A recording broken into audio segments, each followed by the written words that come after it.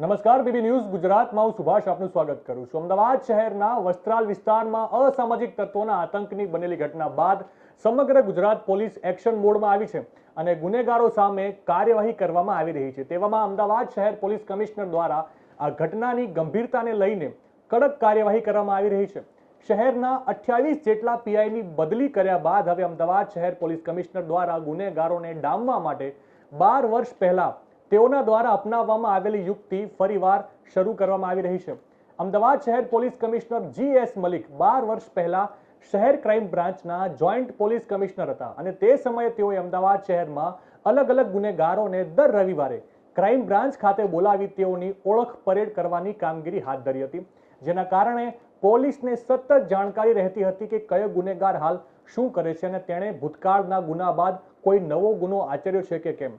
વધુમાં અમદાવાદ શહેર પોલીસ અને ગુનેગારો વચ્ચે બંધાતા સંબંધોના કારણે ગુનાખોરી અટકવામાં તેમજ ગુના બનતા પહેલા તેને રોકવામાં પોલીસને સફળતા મળતી હતી। તેવામાં અમદાવાદ શહેર પોલીસ કમિશનરે તે જ જૂની પદ્ધતિ ફરીવાર શરૂ કરી છે। હવેથી અમદાવાદ શહેર ક્રાઇમ બ્રાન્ચ દર રવિવારે અમદાવાદના ગુનેગારોને ક્રાઇમ બ્રાન્ચ ખાતે બોલાવી તેઓની સાથે બેઠક યોજી જરૂરી સૂચના આપશે। અમદાવાદ શહેર પોલીસ દ્વારા શહેરના 1481 જેટલા ગુનેગારોની યાદી તૈયાર કરવામાં આવી છે, જેમાં 303 જેટલા બુટલેગરો, 21 જુગારના અડ્ડા સાથે જોડાયેલા આરોપીઓ, 687 શરીર સંબંધી ગુનાઓ આચરનાર આરોપીઓ, મિલકત સંબંધી ગુના કરનાર 424 જેટલા ગુનેગારો અને NDPS તેમજ અન્ય ગુનાઓ કરનાર 46 આરોપીઓની યાદી તૈયાર કરી છે। અમદાવાદ શહેર પોલીસ કમિશનર GS મલિક દ્વારા ગુનેગારોને ક્રાઇમ બ્રાન્ચ ખાતે બોલાવવાની જૂની પદ્ધતિ ફરી એકવાર શરૂ કરવામાં આવી છે। તેવામાં આ રવિવારે પહેલા જ દિવસે અમદાવાદ શહેરના લગભગ 353 ગુનેગારોને ક્રાઇમ બ્રાન્ચ ખાતે બોલાવવામાં આવ્યા હતા। આ બાબતે પોલીસ કમિશનર GS મલિકે મીડિયા સમક્ષ વિગતવાર માહિતી આપી છે। સાંભળીએ આ વિડીયોમાં।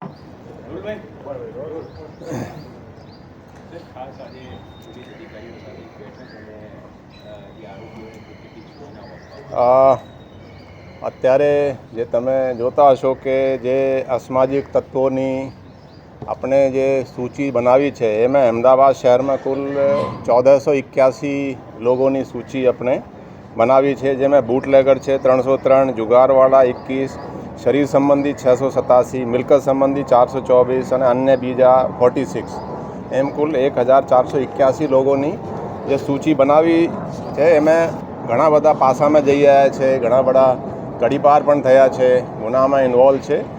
તો આમ તમે જુઓ છો તો છેલ્લા 1.5 વર્ષથી થોડો સમય મને થયો છે, તો કોઈ એવા સેન્સેશનલ ક્રાઇમ નહીં જો આપણે સોલ્વ નહીં કરી શક્યા। ક્રાઇમ બ્રાન્ચ છે, તમે જુઓ તો ખાસા સારા કામગીરી કરી છે।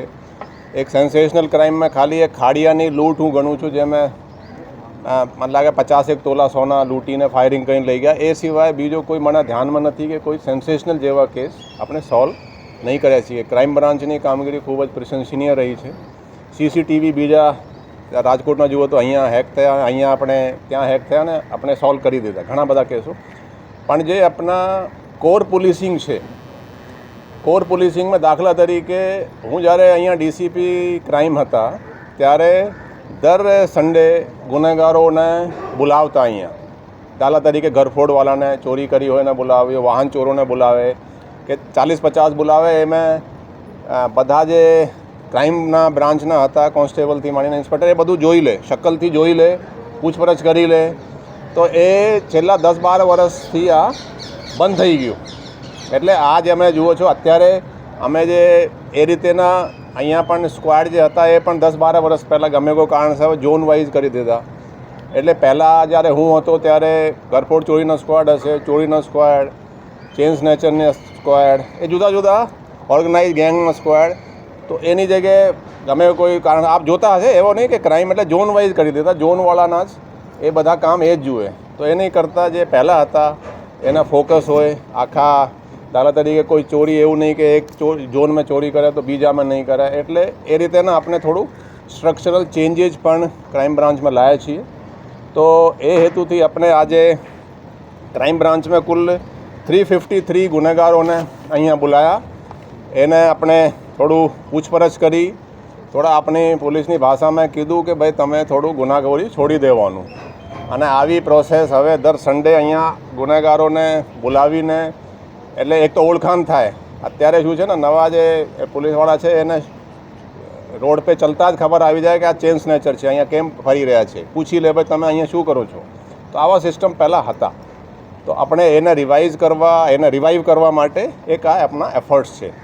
આ સિવાય અત્યારે જે બીજા જે પણ ચાલી રહ્યા છે, પોલીસ ખૂબ જ એક્ટિવલી કામ કરી રહી છે, ચાહે નાઇટ રાઉન્ડ હો કે બીજા ગુનેગારોને શોધવા પકડવા, એના વિરુદ્ધ અટકાયતી પગલાં લેવા, પાસાની કામગીરી પણ સારી થઈ રહી છે. તો અમે અપેક્ષા છે કે ઓર પોલીસ જે છે વ્યવસ્થિત કામ કરશે અને ગુનેગારોને થોડું કાયદાનો ડર લાગે એવી રીતે પોલીસ હવે કામ કરશે. સર, એવું કહી શકાય અમદાવાદ બ્લાસ્ટ જેવી મોટી ઘટના ગુજરાતમાં થઈ ત્યારે પણ આ પ્રકારે પોલીસ એક્ટિવ થઈ અને એક યાદી બનાવીને આ પ્રકારની કામગીરી કરી હોય તેવું એ વખત પણ નહોતું. લાગે છે કે અત્યારે કંઈક વિશેષ રીતે શું કારણ શું છે?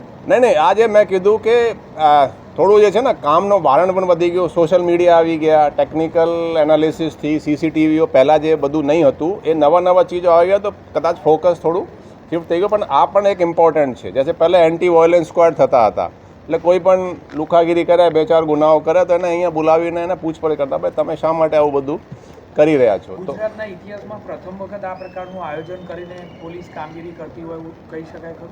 ના, એ પહેલાં પણ થતા હતા. પહેલાં પણ મેં કીધું કે દર સન્ડે તમે જૂનાથી માણસોથી પૂછશો તો દર સન્ડેના રોજ અમુક ગુનેગારોને બોલાવે અહીંયા જ, અને એને બધા આપણા પોલીસના માણસો જોઈ શકે. અને થોડું એ ભાઈ એમને તો પોલીસવાળાને ખબર હોવી જોઈએ કે ભાઈ કે આ ઘરફોડ ચોરી એ ક્યાં રહે છે, એનો ઘરની પણ ખબર હોય, જઈને ક્યાં રહે છે, એના ઘરમાં કોણ કોણ છે, શું કરે છે, એની આવક શું છે. તો એ થોડું એને એક્ટિવ કહી શકાય કે આપણે ટ્રેડિશનલ પોલીસિંગમાં પણ થોડું હવે ધ્યાન વધારે આપવામાં આવશે. જે આજનો પ્રશ્ન છે, પોલીસ વિભાગની અંદર ખાલી પડેલી જગ્યાઓ અને ખાસ કરીને ક્રાઇમ બ્રાન્ચ જ્યારે સારું કામ કરી રહી છે, સરકાર પણ કટિબદ્ધ છે ખાલી જગ્યાઓને ભરવા માટે. શું માનો છો, તમારી દ્રષ્ટિએ જો સંખ્યાબળ વધશે તો આ પ્રકારની ગુનાખોરીને રોકવા માટેના પ્રયત્નો કેટલા વધારે સફળતા? જો જે ખાલી જગ્યાઓ છે, છેલ્લા તમે જુઓ 10 વર્ષમાં કે 15 વર્ષમાં જેટલી ભરતી ગુજરાતમાં થઈ છે, સરકાર દ્વારા જેટલી ભરતી પોલીસમાં થઈ છે એવી કદાચ ઇન્ડિયામાં શાયદ કંઈ બીજી જગ્યાએ થઈ છે. હું પણ ભરતી બોર્ડનો ચેરમેન રહી ચૂક્યો છું. લગભગ 24,000 જેટલા પોલીસ કોન્સ્ટેબલની તો મેં ભરતી કરી છે. 24,000 એટલે કે ગુજરાતના 20% પોલીસવાળા. એટલે તમે જુઓ તો યંગ ફોર્સ છે, અત્યારે યંગ ફોર્સ છે, અને એને આપણે મોટિવેટ કરવા, એને એન્કરેજ કરવા, એનાથી વધારે કામ લેવાની આપણે ફરજમાં આવે છે. એટલે જોશથી કામ કરશે અને કરશે, એ લોકો કરી રહ્યા છે અને વધારે સારી રીતે કરશે. સર, ડિમોલેશન થયું, ડિમોલેશનનું કામ તો કોર્પોરેશનનું પણ બંદોબસ્તનું હોય, પણ જે ગેંગસ્ટરો છે એમના સામે ગુસ્સી ટોક છે, પાસા છે, કઈ રીતની કાર્યવાહી હવે હાથ ધરવામાં આવશે ગુનેગારો ગેંગસ્ટરો સામે? નહીં, આ તો તમે જુઓ તો કન્ટિન્યુઅસ પ્રોસેસ છે. હમણાં જ ગઈકાલે જ પહેલાં 21ના પાસાના ઓર્ડર કર્યા, પછી 12ના કર્યા, તડીપારના પણ ચાલી રહ્યા છે. તમે જુઓ છો આજે ગુનેગારો જે અત્યારે ડિમોલિશન જે થયા છે, ચાહે પહેલો ત્યાં કાલુ ગરદનના છે કે પહેલાં મુશીર છે, ત્યાં એનો જુઓ તો બહુ મહેલ જેવા એ હતા. અહીંયા પણ એ પેલું ગામા ગોવિંદ પટેલ કે એનો મનપસંદ જીમખાના એને પણ તોડી દીધા. ઘણા બધા આવા ગુનેગારોને જે કાયદા છે, કાયદાનો એને ખ્યાલ આવે કે ભાઈ કાયદાથી એને બીવું જોઈએ, એ રીતેની કામગીરી તમામ તંત્ર જે છે ને એના કોર્ડિનેશન જુઓ. આપણે ત્યાં યાદી આપીએ બધા ક્રિમિનલ્સ કોણ છે અને એના પ્રોસેસ જે છે એ રીતે આપણે કરાવી રહ્યા છીએ. હજુ આ પ્રકારની કામગીરી ચાલુ રહેશે ખરી? એવી કામગીરી જે છે સતત ચાલુ રહેવાની છે, અને એમાં બધું તમે જોશો તો રિઝલ્ટ પણ સારો જ મળશે, ગુનેગારોની યાદી તૈયાર કરી એ યાદીમાં આગામી દિવસોમાં જે ગુનેગારો કેટલા છે આંકડા કે જેના ઘર તોડવાની કામગીરી? નહીં, એ તો તમને વિગત મળી જશે. એ તો શું છે ને, એ આપણે યાદી આપી છે, એના કોને કેટલાને આ ગેરકાયદેસર રીતે બનાવ્યા છે એ તો કોર્પોરેશનના જિમ્મેવારી છે. આપણું કામ બંદોબસ્ત આપવાનું છે અને કોઈ ત્યાં લુખાગીરી થાય નહીં. એક સવાલ, પાસાના જે આરોપીઓ છે જેમને વારંવાર 2 થી 3 વખત પાસા થઈ છે, તે હજી પણ સુધરણ નામ નથી લેતા, એવા આરોપીઓ સામે કયા પ્રકારની કડક કાર્યવાહી? હવે અહીંયા જે છે 2-3 પાસાવાળા પણ હતા. અપેક્ષા છે કે એ સુધરશે. હવે વસ્ત્રાવાળી જે ઘટના છે એમાં હજી મુખ્ય આરોપી છે પંકજ ભાવસાર હોય કે ભાઈ સંગ્રામ, એ હજી પકડાયા નથી. એને પણ ટૂંક સમયમાં આપણે લાગ્યા છીએ. ક્રાઇમ ખાસ કરીને એમાં મહેનત કરી રહી છે અને ટૂંક સમયમાં આપણે અપેક્ષા છે કે પકડાઈ જશે. અમદાવાદ શહેરમાં પોલીસની રોડ ઉપર હાજરી ઓછી જોવા મળે છે. પેટ્રોલિંગની ઓડે આપણે રિપોર્ટ લેવાનો હતો કે પેટ્રોલિંગ કોણ ક્યાં કેટલું કરે છે, ધ્યાન રાખીશું. તો હવે શું આદેશ છે? દેખો, અત્યારે તમે જુઓ તો પહેલાં તમે 2 વર્ષ પહેલાં ક્યારેક ડીસીપીની રોડ પેટ્રોલિંગ જોઈ હતી? ખાલી રથયાત્રા સિવાય જોઈ હતી? હવે દર અઠવાડિયામાં 2 વખત ડીસીપી એડિશનલ સીપી સુધી રોડ ઉપર પેટ્રોલિંગ તમે જોયા નહીં હોય તો જોયા છે? પહેલાં બધા તમે જોયા છે? નહીં જોયા?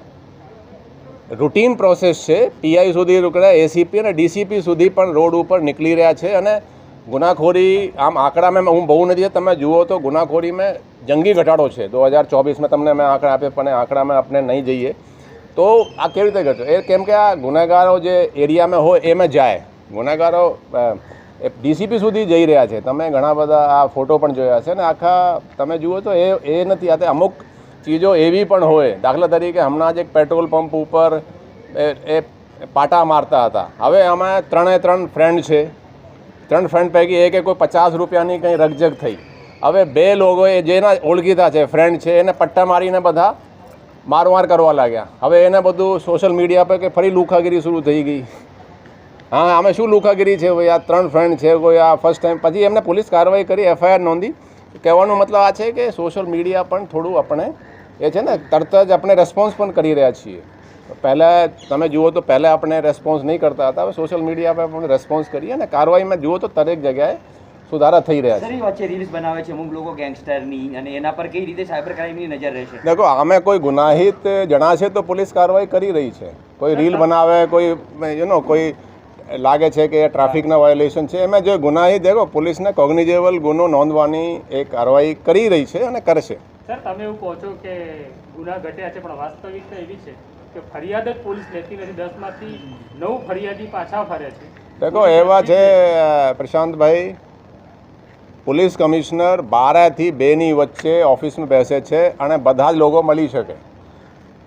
શરૂઆતમાં બહુ વધારે લોકો મળતા હતા, ખાલી ફોર્જરી અને ચીટિંગના કેસો, કે અમુક સિવિલ કેસો લાગે, કે અમુક એવું નહીં કે પોલીસના હાથો બનાવીને પૈસા પડાવવા માટે કે એવું પણ અમુક લોકો આપે. બાકી કોઈ એવા હોય કે જેની ગુના બન્યા હોય, કોગ્નિઝેબલ ગુનો લીધો નહીં હોય, એવું દાખલા નથી. એવું એટલે કોઈ આવે તો અત્યારે છેલ્લા મને લાગે 1 વર્ષમાં કોઈ મારી પાસે એવું નહીં આવ્યું કે કોઈ ગુનો બન્યો હોય અને પોલીસે નોંધ્યો નહીં હોય. અમુક નહીં, આવા ક્યારેક હોય તો મોકલવાનું. આપણે પગલાં લઈએ. ઇન્કવાયરી પણ આપી છે, 1-2 શરૂઆતમાં હતા, ઇન્કવાયરી આપી છે અમે, અને દર વખતે સૂચના આપીએ. તમે કોઈ પીઆઈને પૂછો કે દરેક ક્રાઇમ કોન્ફરન્સ ગુનો કોગ્નિઝેબલ બને, એફઆઈઆર પોલીસે નોંધવી જોઈએ. એવું નહીં કે ખોટી એફઆઈઆર તમે કોઈ ક્રિમિનલના કહેવાથી કે કોઈ પણ કારણ સબબ નિર્દોષને ફિટ કરી દો, એવું પણ નહીં. અમુક એવા પણ આવે કે ઓળખીતા હોય મારા એને ખોટી રીતે કરે, પણ સાચી રીતે પોલીસ કાર્યવાહી અત્યારે કરી રહી છે. અત્યારે જેટલા લોકો પકડાયા છે એમાંથી how many they are involved in crime recently? એ પહેલાના જ કેસીસ છે 2-2.5 એ મોટા ભાગે મેં જોયા તો પૂછ્યું મેં, 50 વર્ષથી જૂના એક પણ માણસ પાસાવાળું નહીં હતું. મોટા ભાગે આ 45-40થી નીચેનો જ છે. આજે જે ક્રિમિનલ્સ છે એ યંગસ્ટર્સ વધારે છે. ક્રાઇમમાં ક્યારે હતા? 1.5 વર્ષ પહેલા, 2 વર્ષ પહેલા?